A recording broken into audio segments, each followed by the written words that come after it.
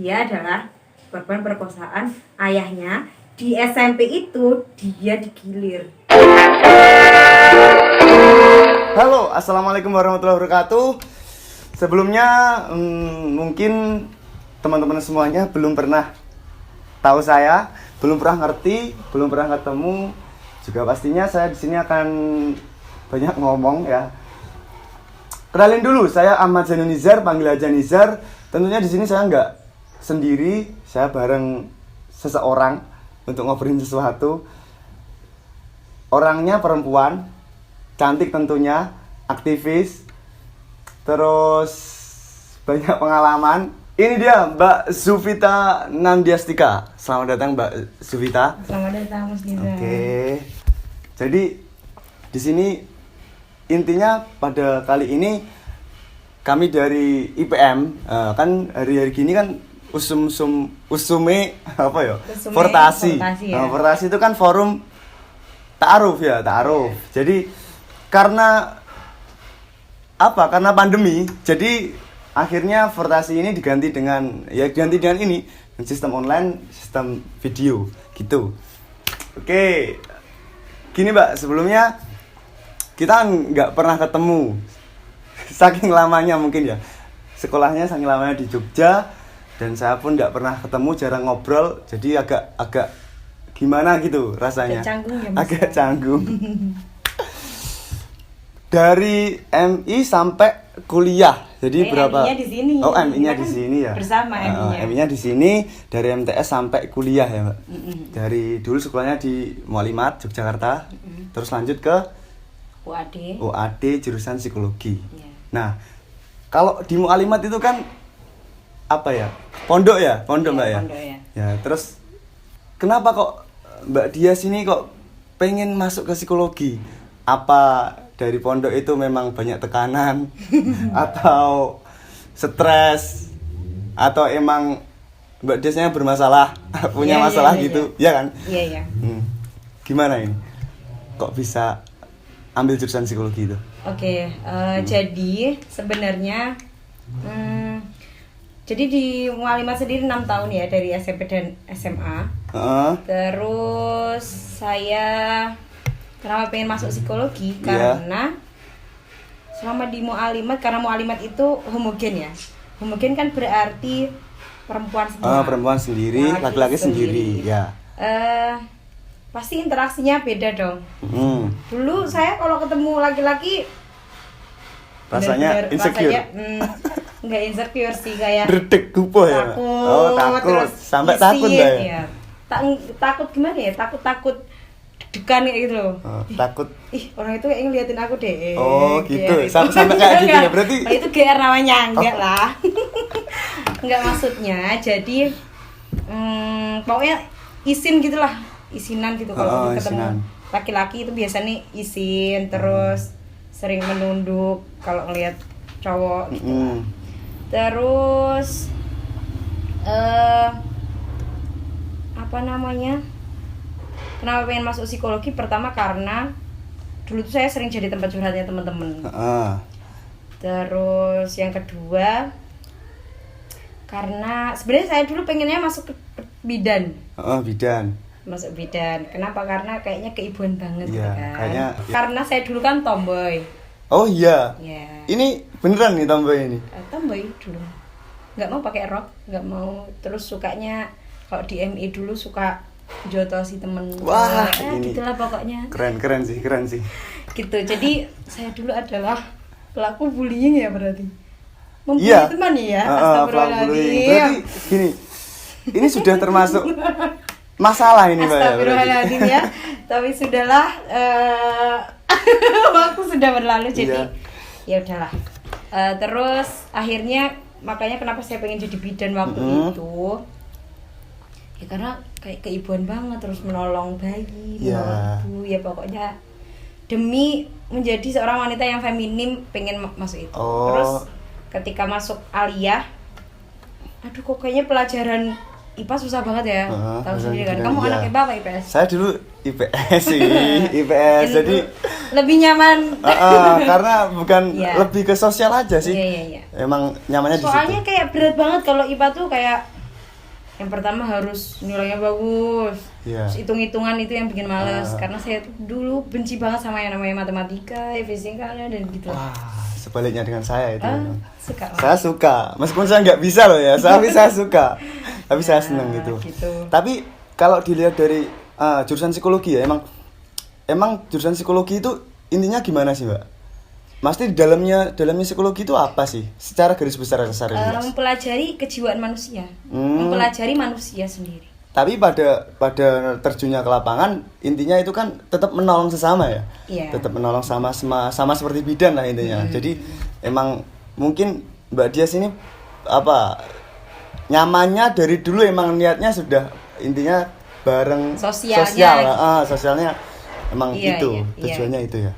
Ya pokoknya saya dulu kayak pengen eksis aja sok-sokan gitu. Mungkin sih Mbak.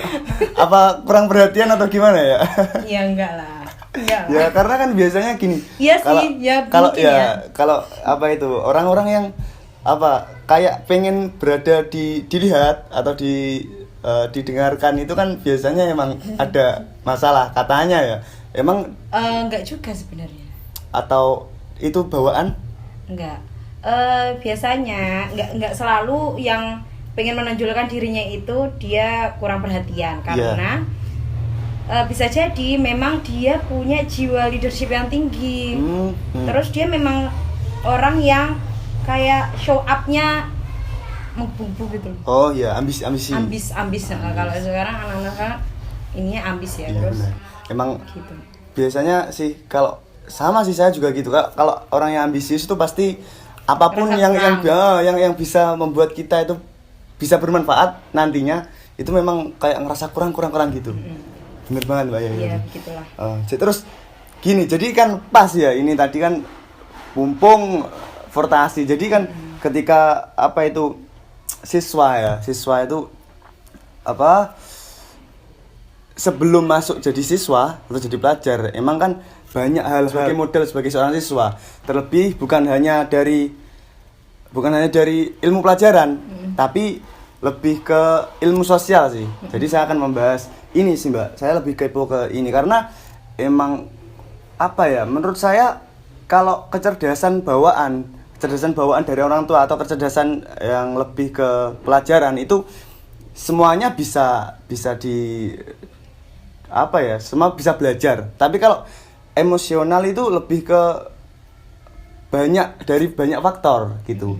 Nah, seperti kayak kasus bullying. Jadi saya mau ngambil kasus bullying ini karena banyak hal ketika ada seorang siswa sudah sekolah itu mempunyai kasus bullying, bukan hanya jadi korban tapi jadi pelaku juga. Nah, seperti itu yang saya tanyakan.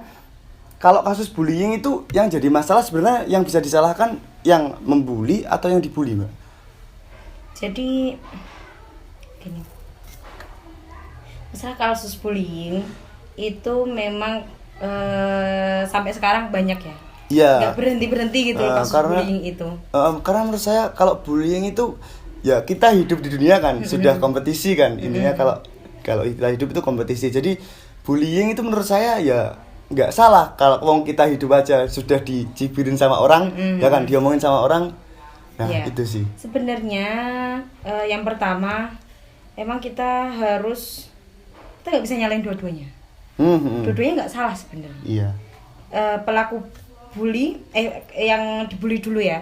Pelaku yang dibully berarti kita harus menanamkan rasa ketahanan mental dulu ke dia.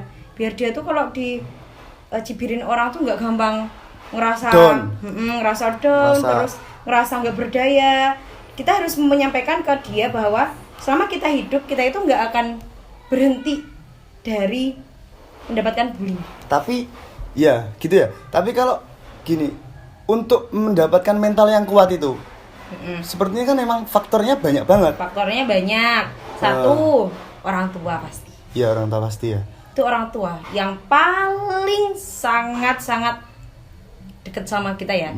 Keluarga itu ketahanan mental yang pertama itu harus faktornya dari orang tua. Kalau orang tua nggak pernah motivasi anak, seringnya di rumah nyala-nyalain. Gimana kan anaknya? Iya, pastinya pasti kelihatan kan? Dia pendiam, nanti juga dia malu. Kalau salah dikit dia down langsung mesti ya. Gitu. Yang kedua adalah lingkungan pertemanan. Kalau dia temennya juga menganggap bahwa dia anak yang aneh, dia juga pasti akan ini ya, iya, pasti akan merasa dia itu juga gitu. Akhirnya ya udah kebentuklah anak yang dia dari SD sampai dia kuliah dibully terus. Itu bisa jadi karena faktor yang pertama, orang tua nggak pernah memberikan motivasi, nggak pernah deket sama dia mungkin, jadinya dia nggak tahu mau cerita sama siapa kayak gitu.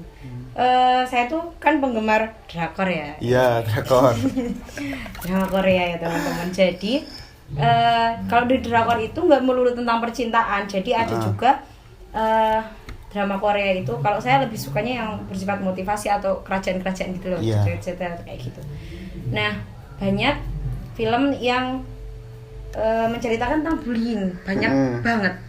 Dan endingnya tuh kebanyakan bunuh diri kayak gitu ya. Kalau di Korea kan banyak banget ya.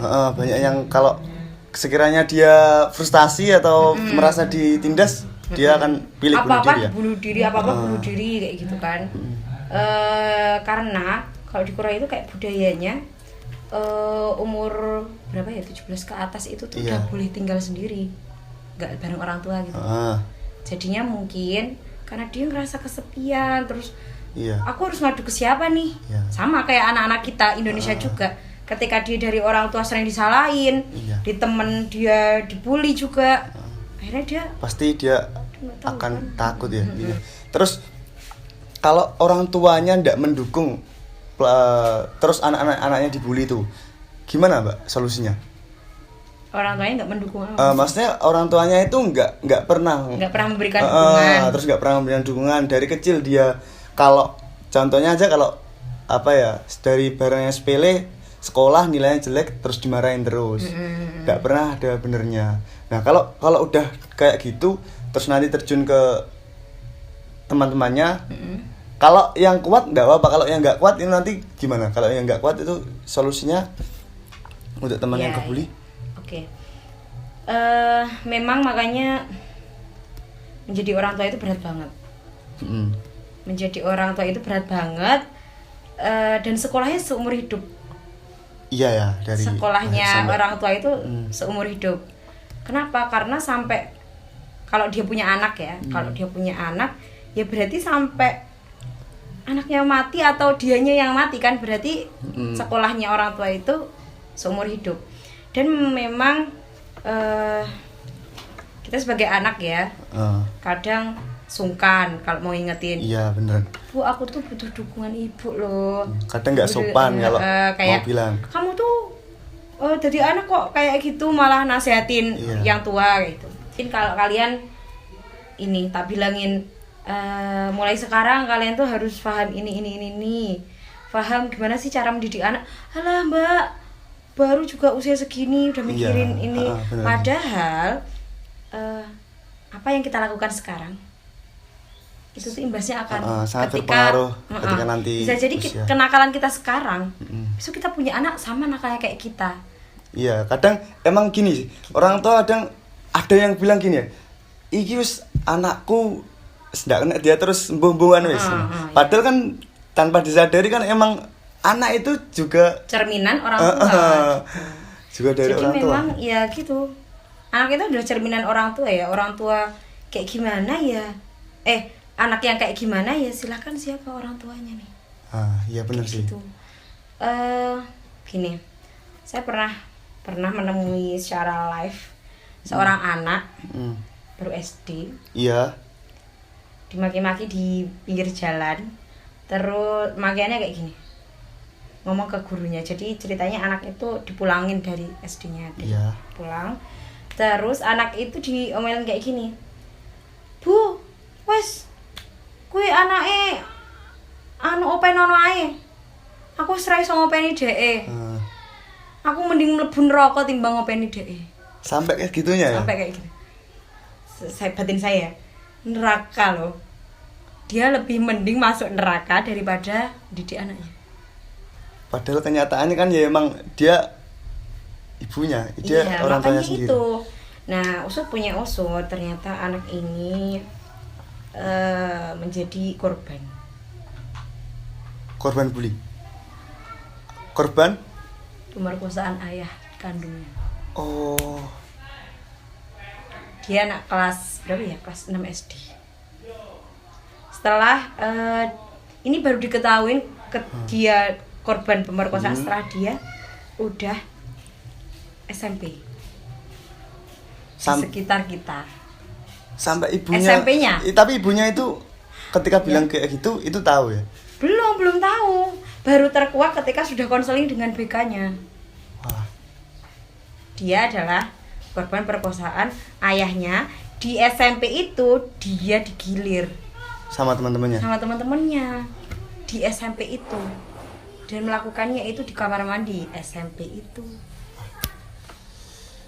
Bagaimana? Ya Tuh, itu kan dampak ya. dampak Dampak dari orang tua mungkin dia nggak pernah dengerin curhatan anaknya. Mm. Makanya kenapa sih anak zaman sekarang, anak zaman now itu ya benci banget kalau cerita sama orang tua. Kayak nggak deket, nggak pernah deket Iya, sama nggak orang. pernah Kamu deket nggak sama ibu? Kalau saya lebih deket sih, alhamdulillah ini benar-benar. Kamu alhamdulillah mau banget nggak sih. kalau ceritain tentang, bu aku tuh lagi seneng nih sama cewek kayak gitu, berani nggak? Berani. Oh, berani. Jadi alhamdulillah saya Alhamdulillah itu. ya berarti. Jadi Kamu kelahiran tahun berapa? tahun 2000 Biasanya anak 2000 ke atas.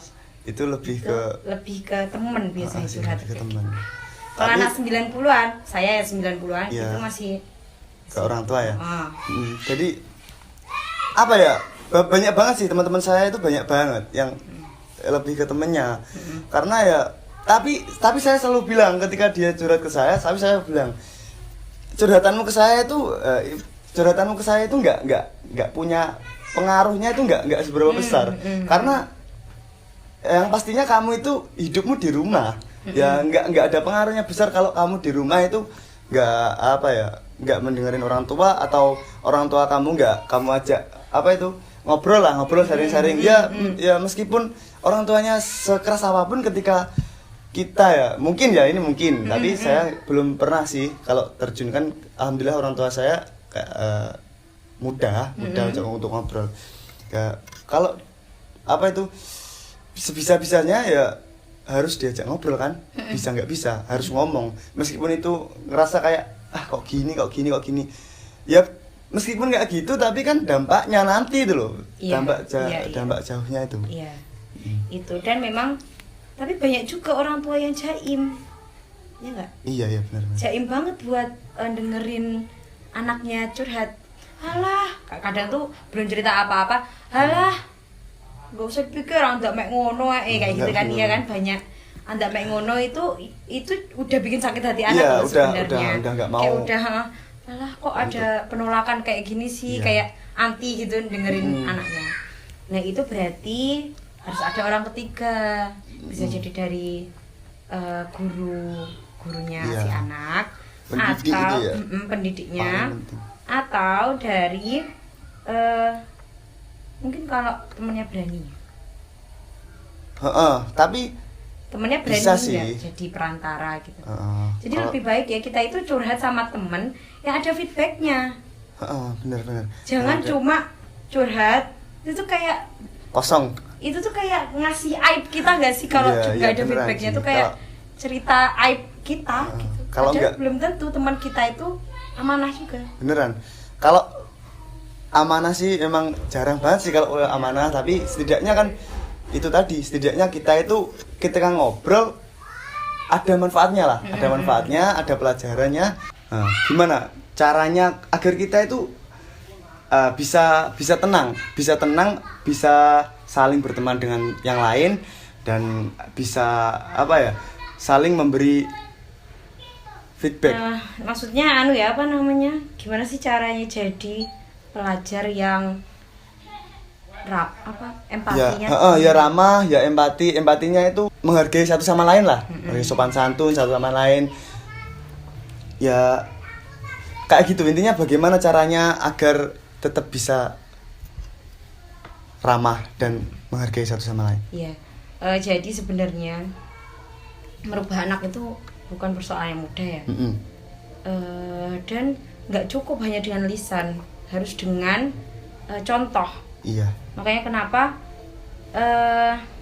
pernah nggak dengar pepatah yang mengatakan bahwa 1000 kata itu nggak akan berguna daripada satu suri tauladan atau contoh. Iya. Jadi lebih baik kita memberikan teladan dibandingkan omongan terus gitu. Omongan terus. Dan anak-anak itu pasti dia akan lebih menerima ketika orang yang memberi nasihat itu dia juga melakukan itu. Nah, iya bener sih. Nah itu terus kalau untuk masalah empati ya, bisa nggak sih kita nyuruh orang itu empati? Nggak semudah itu. Iya bener. Apalagi kalau dia kalau dari sosialnya dia sudah anak kurang. yang introvert, Iya. terus Pendiam. dia nggak mau ngomong. Saya punya murid dia introvert banget. Terus dia dibully juga di kelas. Jadi sebenarnya selama di Jogja saya juga ngajar anak SMP, SMA, dan itu pun juga ada yang dia introvert. Terus dia disebelin teman-temannya karena keintrovertannya, karena menganggap bahwa anaknya yang diem itu aneh. Iya. Iya nggak? Anak yang diem itu ya kalau saya sendiri sih, wah ini ada banyak rahasia ini di dalamnya. Kalau saya sih, tapi kalau yang orang-orang lain Tapi kebanyakan kalau kan, temen-temenmu yang ya lain, kebanyakan kan emang enggak, kalau kan? kalau ada anak pendiam itu memang, wah ini pendiam ini tidak bisa diajak ngobrol lah, tidak bisa diajak santai, tidak bisa diajak main gitu. Iya. Jadi waktu itu dia benar-benar pengen kabur dari asrama, terus pengen pergi, pokoknya pengen pindah dari sekolahan. Terus akhirnya kita mengedukasi teman-teman yang melakukan tindakan bullying. Oh iya. Oke, kalian tuh gimana? Pokoknya kasih nasihat gini. Terus kasih contoh, empati itu kayak gini loh. Kita tuh nggak bisa memaksakan orang lain itu suka sama kita.